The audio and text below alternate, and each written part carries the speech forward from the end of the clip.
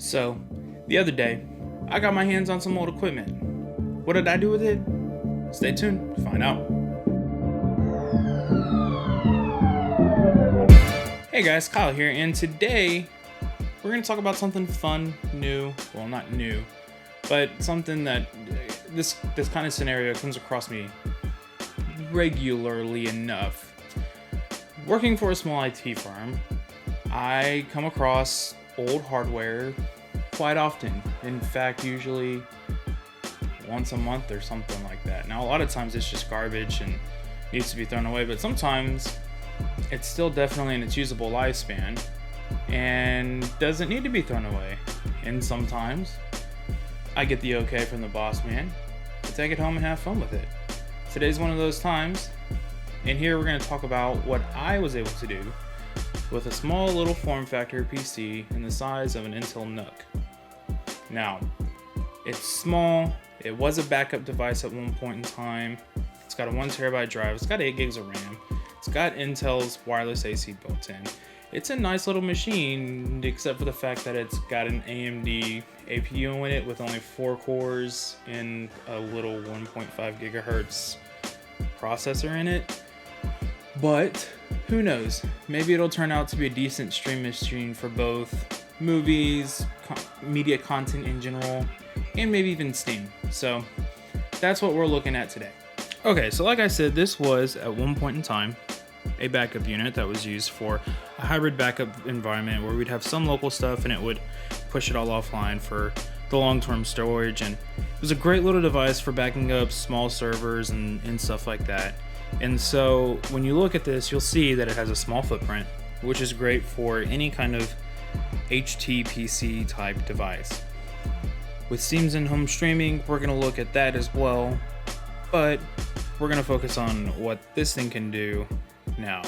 And with, like I said, the APU in it with a 4-core processor side of things, and an HD 8330, I believe is what it has inside for the graphics processing side. It can do some graphics accelerated content and workloads, but it's not very powerful. It also has a 1TB hard drive in it, and like I said earlier, 8 gigs of RAM and Intel wireless AC, which is dual band. But other than that, the things that make it prime for what I'm doing with it is the fact that it has HDMI out in it. It's small, and I can hide it pretty easily. For Steam's in-home streaming, you have to have a computer you're streaming from, right? Well, my main rig is an Intel Core i7-4790K, 16 gigs of memory, 2 970s in SLI, and I use a 1440p monitor, which I don't know why that matters, but I'm throwing that in there anyways. Now, as far as my network goes, I've got an Asus RT AC87R wireless AC router with wireless AC speeds of up to 2400 megabits per second. Now, of course, we know we don't always get that, but that's what the advertised throughput is. So it's a great router. It served me great. Gigabit NIC on network ports on the back and everything else. So we'll have to, we'll see how it works. So how good was it at streaming? Well, over the wireless AC, movies did fine. There weren't many issues or hitches once the buffering got going. Steam in-home streaming, on the other hand, not so much. There would often be stuttering and lagging, and that could be a result from a combination of the fact that it is a very small form factor and very, very low powered AMD APU, and the fact that it was over the wireless AC network. It could be one or the other, but I think it's a combination of both. And the only way for me to really know is to get a physical network connection plugged into this device to test the Steam in-home streaming once again. I have a feeling, however, that since you have NZXT coming out with devices like the Doku, and Steam has their streaming box as well, which both run for like $50, I have a feeling that it's the wireless more than it is the low-powered APU in there. We'll have to get, like I said earlier, we'll have to get it connected and see. But as a whole, between the stuttering and staggering, the random pauses, and just the slow response and how sluggish it felt, I'd have to say that when it comes to a wireless connection, even with wireless AC, it's just not there yet. So, what are the advantages of doing this? Well, having a computer hooked up to your TV, it's pretty nice. You can do anything you want with it, as long as you got a keyboard and mouse and the ability to do that. Disadvantage, if you don't have a wireless keyboard and mouse, then it's a pain in the butt. One of the advantages is that you can stream whatever you want from the internet, not being tied down to specific apps. And if you get your content from 50 different places, well, then you can get them all. Yes, I know you can do that with a Roku, but at the same time, you can't hop on Facebook and alt tab and go back and forth between Facebook and Twitter to update your status while you're binging Jessica Jones. Sure, you can do that on your phone, I know, but you see where I'm going with this. It's nice to have a computer hooked up to your TV. And if you're like me and you have a lot of your DVD collection and stuff saved digitally on your local network attached storage, that really comes in handy because you've got to have some way to push that to a device. And just being able to open up the VNC player and play whatever you want, whenever you want, it's handy. So there's that. Disadvantages? Pretty obvious too. If you're using a wireless network connection, Steam's in-home streaming is probably not going to be an option for you. Like I said, it wasn't for me. It's probably not going to work for you too. And based off of what I've seen from countless other videos on Steam's in-home streaming, the results are pretty similar. Wireless networking just, for the most part, it's not fantastic for the in-home streaming. Doable in some scenarios, but in mine, it just wasn't. The other disadvantages are that you have to have a mouse and keyboard to do everything. Yeah, I'm sure you can find remotes out there, but even then, you still sort of need that mouse and keyboard so you can get stuff done. So, while the advantages are there, the very things that make it an advantage are also just as equally disadvantageous in this scenario. What about SteamOS? Not really going to fit my needs right now. SteamOS is still really locked down and it's still really niche, and you know, from what I've seen out of it, both playing with it myself personally and watching other people on YouTube do their in-depth overviews and giving their thoughts and opinions on it, it just doesn't make sense right now.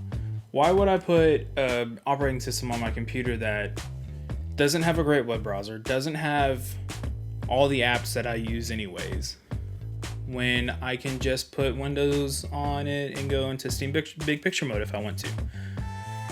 It doesn't make sense. So it's a neat idea. It's still got a long ways to come. And when you're thinking about sitting in front of your TV, be it in a living room or in your bedroom,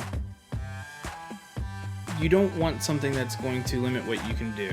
In both the Xbox One, the PS4, even the Xbox 360 and PlayStation 3 have more functionality in what you can do with it than SteamOS does.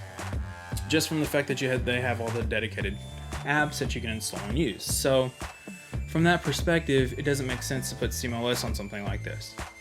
Put Windows on it, you can get it to all your streaming content you want, you can still get to Steam Big Picture mode, so there's just no need for it. That's my opinion anyhow. So the question is this: at the end of the day, what do I have? Well, I've got a little PC that's going to work great as an HTPC as is. When I get a physical network connection to it, it might even be great for Steam in-home streaming for some lower powered games maybe, and games that would play well on a big TV as opposed to mouse and keyboard like I normally play. But that's about it. It's a streaming box. I have a Chromecast too. So what do I really have then? Well, I don't know. A toy, I guess. And a learning experience. Setting up Steam's in-home streaming for the first time and really digging into it and playing with it, I learned quite a bit about how it works. How the setup it's not necessarily finicky, but it can be, especially if you install the games from the streaming box to how do I put this? If you're on the box you're going to stream to, and you want to install a game on the box you're going to stream from, then there's some finickiness with the first time running the game, because Steam has to finish setting up the game on the box you're going to stream from so you can stream it. It's, weird. So, and confusing, and can be, like I said, a little bit of a pain and inconsistent in how well it works. So, at the end of the day, I've got a great experience. something to share with you guys on what I did and what all, and at least hopefully kind of get your mind open to what you can do with it. I think one of the next steps is going to be looking at figuring out how to get Plex Media Server involved in this scenario and what I can do with that. Like I said earlier, another step is going to be to get a physical network connection to this thing somehow. I think the power line adapters is going to be the best way to do that in my scenario today. So yeah, I've got a cool little box that I can do a lot of different things with, and if anything else, if something happens to my main rig back behind me, I've got a spare backup that I can, hey, look at stuff on the internet with and watch Twitch and Netflix. So anyhow, that's it. Thank you so much for watching. Give me a like if you liked it, dislike if you hated it. If I'm terrible, tell me what I'm terrible at so I can improve, because I want to do that every single time.